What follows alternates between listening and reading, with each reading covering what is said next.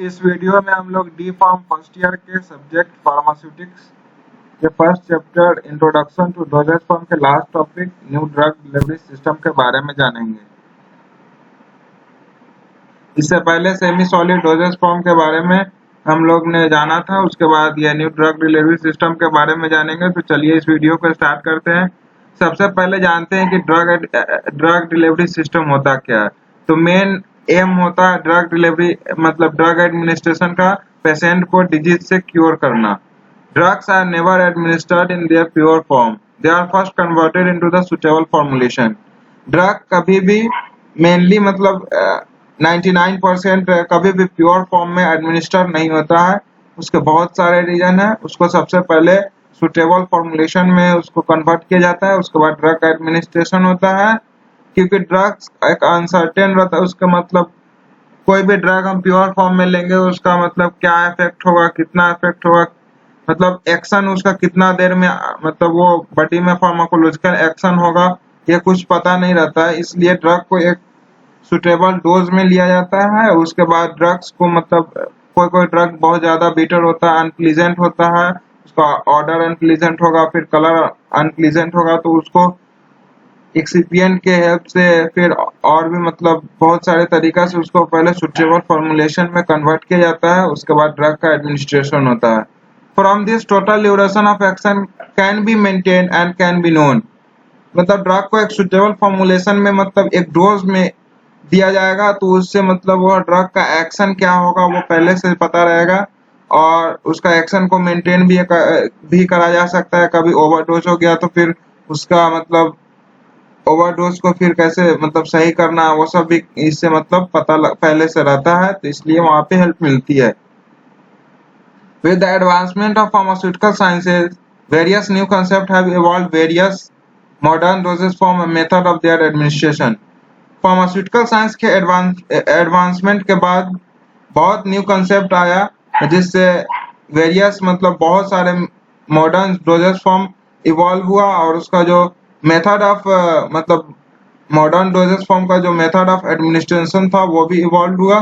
Further बहुत सारे modern doses form भी आए, उसके बारे में पढ़ेंगे।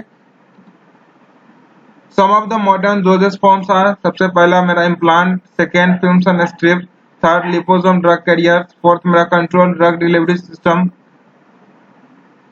कंट्रोल ड्रग डिलीवरी मॉड्यूल्स भी इसको कहा जाता है। फर्दर इथ्रोसाइट्स, नानो पार्टिकल्स, उसके बाद प्रो ड्रग्स। उसके बाद हम देखेंगे गैसियस डोजेज फॉर्म, जो हम क्लासिफिकेशन में इसलिए छोड़ दिया था क्योंकि कोई बुक में उसको मतलब एक्स्ट्रा के तौर पे दिया जाता है, जिसमें मेरा इनहेलेशंस आएगा और स्प्रे पार्टिकुलरली स्प्रे में नेबुलाइजर पढ़ना है। फर्दर इस वीडियो में आगे देखते हैं। तो सबसे पहले इम्प्लांट्स, मेरा न्यू ड्रग डिलीवरी सिस्टम में सबसे पहला जो मॉडर्न डोजेज फॉर्म है उसमें मेरा सबसे पहले इम्प्लांट्स देखते हैं। तो the hypodermic tablets are placed under the skin by a minor surgery in order to release drugs over prolong periods of the time. Implant करके जो हाइपोडर्मिक टैबलेट है उसको स्किन के अंदर माइनर सर्जरी को द्वारा मतलब अंदर में रख दिया जाता है, और वो इन ऑर्डर मतलब वहाँ पे कुछ उसमें हल्का सा लेजर से वहाँ पे होल करके वहाँ पे रख दिया जाता है, या फिर उसको ओपन करके हल्का सा वहाँ पे माइक्रोन के साइज का डायमीटर वहाँ पे उसमें होल करके वहाँ पे रख दिया जाता है। वो प्रोलॉन्ग पीरियड ऑफ टाइम तक वो ड्रग को रिलीज करता है। नाउअडेज जो मैग्नेटिकली कंट्रोल इम्प्लांट्स आ गया है, वो मैग्नेटिकली जो मेरा कंट्रोल इम्प्लांट्स है वो जो माइनर सर्जरी के द्वारा हाइपोडर्मिक टैबलेट्स रहता है, वो मैग्नेटिकली कंट्रोल रहता है ऊपर से। जब उसको चाहे तो जब ड्रग की मतलब जरूरत पड़े तो उसको क्लोज मतलब ओपन कर दिया जाता है, और जब ड्रग वहाँ पे मतलब वहाँ रिलीज हो जाता है तो फिर उसके बाद उसको क्लोज कर दिया जाता है। Magnetically controlled implants are the implants which are placed in the upper thigh at a depth of 5 mm. जो मेरा मैग्नेटिकली कंट्रोल इम्प्लांट्स है उसको अपर थाई में डेप्थ जो 5 mm सर्जरी करके उसके नीचे उसको प्लेस किया जाता है।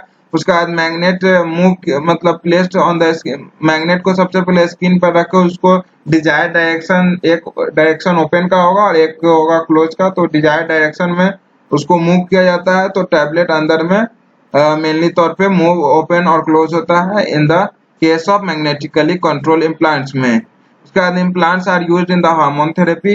हार्मोन थेरेपी में इम्प्लांट्स का मेनली यूज होता है। फर्दर हम सेकेंड मेरा मॉडर्न डोजेस फॉर्म में देखें तो मेरा फिल्म्स एंड स्ट्रिप्स आएगा। These are meant for the topical application for slow release of the drug over predetermined period of the time.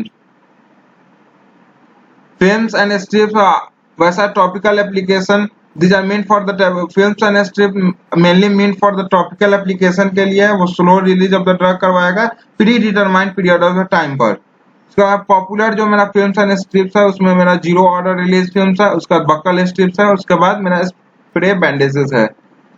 पर जीरो ऑर्डर रिलीज फिल्म्स में देखें तो जीरो ऑर्डर रिलीज फिल्म्स को हम लेमिनेट्स कहते हैं। Mean topical application के लिए ये बना है। Laminate releases the drug slowly into the circulation for 12 hours. Further buccal strips के बारे में देखें तो the buccal and sublingual tablets are released by the buccal strips. It consist of thin absorbent base of fabric, filter paper and cotton. Buccal and sublingual जो मेरा tablets आता है वो बक्कल स्ट्रिप के द्वारा रिलीज होता है और it contains thin absorbent base of fabrics, filter paper and cotton. The buccal strip is made in contact with the buccal mucosa for about 15 minutes and then it is removed and discarded. जो मेरा buccal strips है उसको buccal mucosa के साथ 15 minute तक contact में रखना है, उसके बाद इसको रिमूव करके इसको डिस्कार्ड कर देना है। फर्दर हम स्प्रे बैंडेजेस के बारे में देखें तो these bandages are prepared by spraying the solution of the drug in the polylactid. पोलीलैक्टिड में हम जो ड्रग का मतलब हमको स्प्रे बैंडेजेस लगाना मतलब मेनली पेन किलर ही होगा तो वैसा बैंडेज होता है स्प्रे बैंडेज जिसपे ड्रग को स्प्रे पॉलीलैक्टिड में किया जाता है। A 2% solution of purified lactic polymer is made in chloroform and the drug in the concentration of 0.1 to 90% is dissolved in it. जो 2% solution of purified lactic polymer का उसको chloroform में बनाया जाता है एंड उस पे ड्रग का जो कंसंट्रेशन 0.01 से 90% होता है उसको वहां पे डिसॉल्व किया जाता है। फर्दर हम लिपोसोम ड्रग कैरियर्स के बारे में जो मेरा थर्ड मॉडर्न डोजेस फॉर्म में आएगा तो these are several carriers in our body.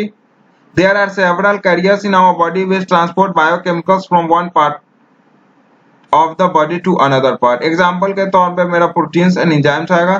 Liposome are phospholipid which can transport both hydrophilic and hydrophobic drugs. यहाँ ये वो जीरो गलती से लिखा गया।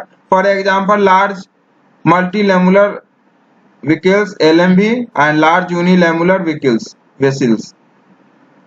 फर्दर हम control drug delivery module CDDM के बारे में देखें तो control drug delivery modules are devices which are formed by embedding the drug within a polymeric matrix so the drug releases slowly to the body over a long period of the time. जो मेरा control drug delivery module CDDM है वैसा device है उसको वैसा device जिसको form किया जाता है ड्रग को इम्बेड करके पॉलीमेरिक मैट्रिक्स में ड्रग को इम्बेड करके मेरा कंट्रोल ड्रग डिलीवरी मॉड्यूल्स बनाया जाता है। इससे the drug release slowly to the body over a long period of time. The drug polymer complex में be formulated into the tablet, capsule और any other suitable formulation.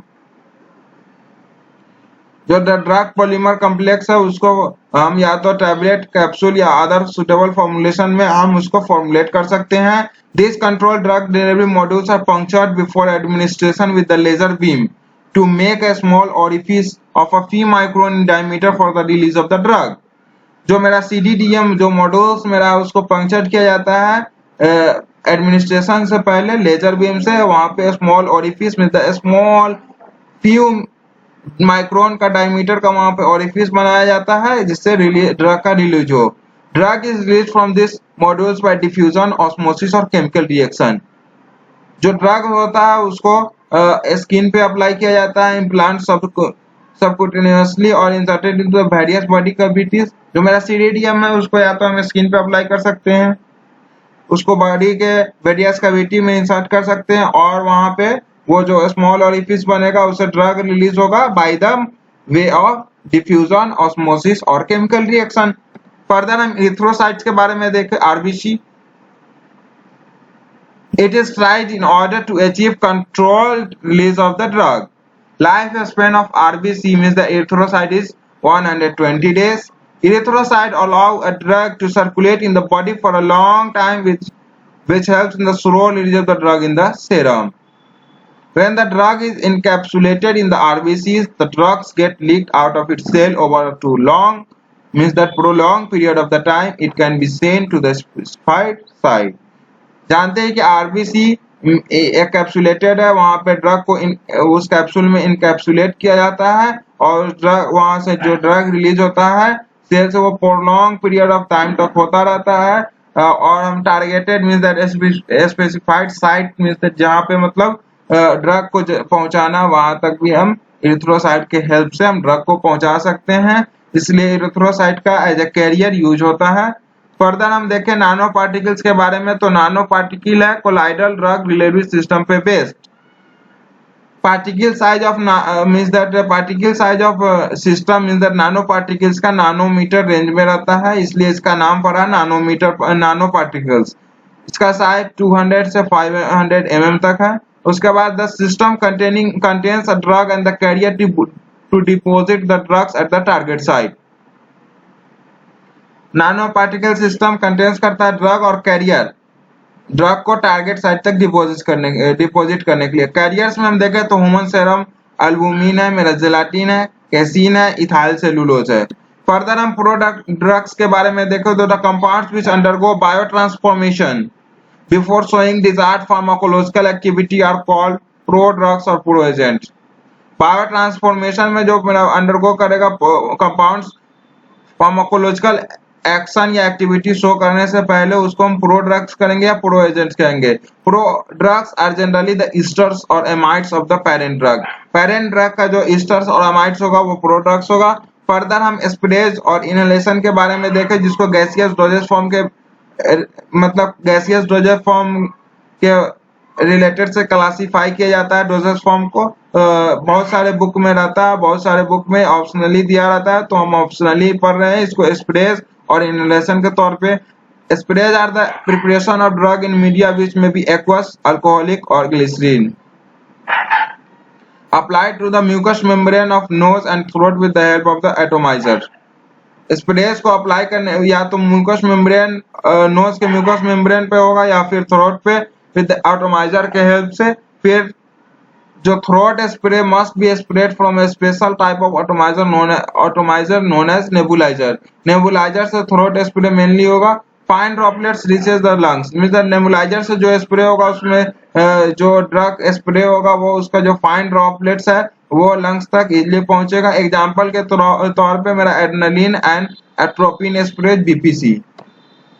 Further inhalation के बारे में देखें तो inhalation liquid preparation containing volatile substances are used to relieve congestion and inflammation of the respiratory tract. Inhalation मेरा liquid preparation है volatile substance का, याद रखिएगा ये liquid preparation inhalation है, but वो volatile substance का liquid preparation are used to relieve congestion and inflammation of the respiratory tract. The inhalations containing the volatile substances which are volatile at room temperature may be placed on an absorbent pad or handkerchief to inhale therefrom. जो inhalation है, जो inhalation जो volatile substance का है वो जो room temperature वो volatile रहता है, उसको एब्जॉर्बेंट पैड या फिर हैंडकरचीफ पे उसको प्लेस किया जाता है और उसके बाद उसको वहां से इनहेल किया जाता है। इस वीडियो में इतना ही। नेक्स्ट वीडियो में हम लोग फार्मास्यूटिक्स के नेक्स्ट चैप्टर को स्टार्ट करेंगे। चलिए इस वीडियो को यहीं पे खत्म करते हैं।